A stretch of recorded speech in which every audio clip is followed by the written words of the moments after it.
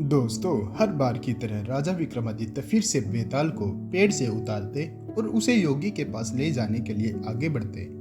इस बार भी वेताल एक नई कहानी राजा को सुनाता है। वेताल कहता है, राजन, वर्षों पहले नेपाल के शिवपुर नाम के एक नगर में यशकेतु नाम का राजा राज किया करता था। वह बहुत साहसी और बलवान था। शादी के सालों बाद पत्नी चंद्रप्रभा से उसे एक बेटी शशि प्रभा हुई। समय के साथ साथ बेटी बड़ी हुई, जिसकी सुंदरता की चर्चा हर जगह थी। एक दिन राजा अपनी पत्नी और बेटी के साथ वसंत ऋतु उत्सव देखने के लिए गए और उसी उत्सव में एक धनी ब्राह्मण का बेटा मनस्वामी भी आया था। उसने वसंत उत्सव में जैसे ही राजा की बेटी शशि प्रभा को देखा तो उसे पहली नजर में ही उससे प्यार हो गया। और इसी बीच एक हाथी तेजी से राजकुमारी की ओर दौड़कर आने लगा। शशि प्रभा की रक्षा में तैनात सभी सैनिक मतवाले हाथी से डरकर भाग गए और ब्राह्मण पुत्र मनस्वामी ने जैसे ही हाथी को राजकुमारी की ओर बढ़ते हुए देखा तो अपनी जान पर खेलकर उसे बचा लिया। यह सब देखकर राजकुमारी ब्राह्मण युवक पर मोहित हो गई और ब्राह्मण युवक की सबने तारीफ की और दोनों बसंत उत्सव के बाद अपने अपने घर लौट गए। दोस्तों, राजमहल में शशि प्रभा का बुरा हाल था। वो अपनी जान बचाने वाले ब्राह्मण की याद में खोई रहने लगी। दूसरी ओर ब्राह्मण युवक भी शशि प्रभा से दोबारा मिलने के लिए बेचैन था। राजकुमारी से मुलाकात कैसे हो, यह सोचते सोचते वो एक सिद्ध पुरुष के पास पहुंचा। मनस्वामी ने अपने मन का सारा हाल उसे बताया। सिद्ध पुरुष ने सिद्धि के बल पर 2 गोली बनाई। एक गोली उसने ब्राह्मण युवक को मुंह में रखने को दी। दोस्तों, मुंह में गोली रखते ही युवक एक सुंदर सी युवती में बदल गया और दूसरी गोली सिद्ध पुरुष ने अपने मुंह में रख ली। वो एक वृद्ध ब्राह्मण के भेष में आ गया और फिर वह सिद्ध पुरुष मनस्वामी को लेकर राजमहल पहुंच गया। उसने राजा से कहा, देखिए, यह मेरे बेटे की होने वाली धर्मपत्नी है। इसे आप कुछ दिनों के लिए राजमहल में रख लीजिए, क्योंकि मुझे तीर्थ के लिए जाना है। मुझे लगता है कि यह राजमहल से ज्यादा सुरक्षित और कहीं नहीं रहेगी। राजा ने सोचा कि अगर वो मना करता है तो यह सिद्ध पुरुष श्राप भी दे सकता है। राजा ने कहा, हे ब्राह्मण, आप जाइए। आपके बेटे की होने वाली पत्नी हमारे पास यहाँ सुरक्षित रहेगी। यह मेरी बेटी के साथ उसकी सखी की तरह रहेगी। इतना सुनने के बाद सिद्ध पुरुष वहां से निकल गया और मनस्वामी लड़की के भेष में शशि प्रभा के साथ रहने लगा। उसकी सखी की तरह रहकर वो राजकुमारी से खूब बातें करता और एक दिन मौका पाकर मनस्वामी ने उससे पूछा, आप हर समय इतनी दुखी क्यों रहती हो? आपकी आंखें हर समय किसको ढूंढती है? ये सुनते ही राजकुमारी ने वसंत उत्सव के दिन हुई घटना बताते हुए कहा, वो ब्राह्मण युवक मेरे मन को भा गया है। मुझे न तो उसका नाम पता है न ही शहर। मैं हर दम यही सोचती हूँ कि कैसे उससे भेंट करूं। शशि प्रभा की मन की सारी बात जानकर स्त्री भेष में मौजूद मनस्वामी बड़ा खुश हुआ। उसने राजकुमारी से कहा, सखी, मैं तुम्हें उस ब्राह्मण युवक से मिला सकती हूँ। इतना सुनते ही प्रेम में बेचैन शशि प्रभा ने कहा, बताओ कैसे? क्या तुम उसे जानती हो? तब मनस्वामी ने कहा, तुम जल्दी से आंखें बंद कर लो। उसने जैसे ही आंखें बंद की, ब्राह्मण युवक ने जल्दी से मुंह से गोली बाहर निकाली और वापस लड़के के भेष में आ गया।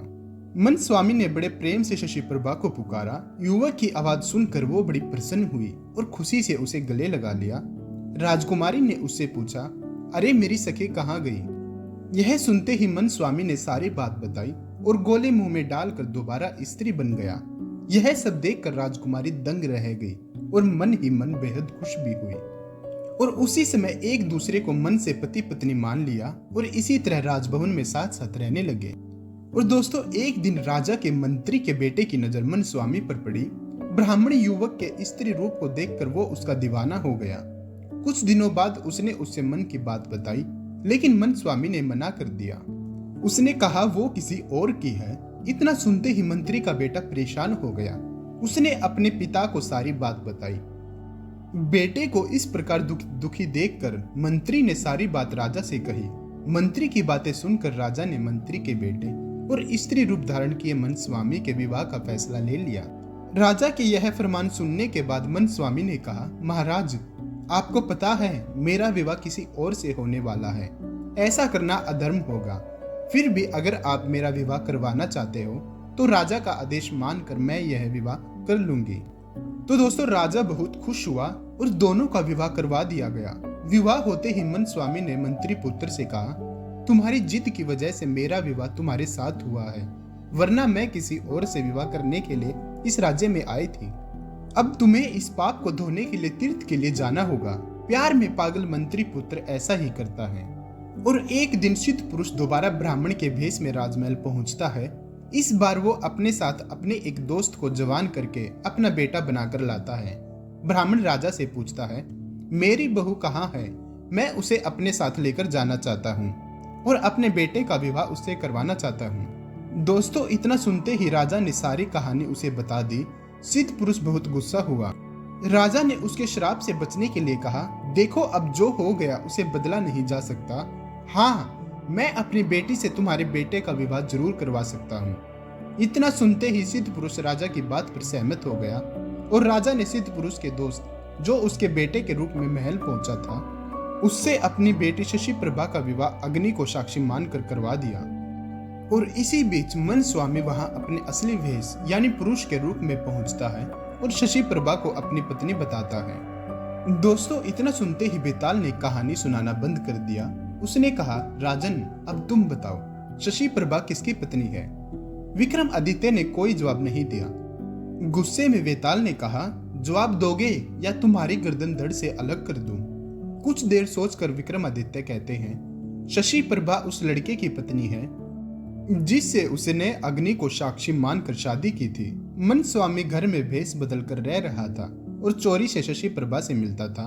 यह जवाब सुनकर वेताल ने कहा, तुमने बिल्कुल सही जवाब दिया है। अब तुमने सही जवाब दे ही दिया है तो फिर से उड़ा। राजन, ऐसा कहकर एक बार फिर वेताल दोबारा पेड़ पर जा लटका। दोस्तों, कहानी से सीख मिलती है, छल कपट से किया गया प्रयास असफलता का कारण बनता है।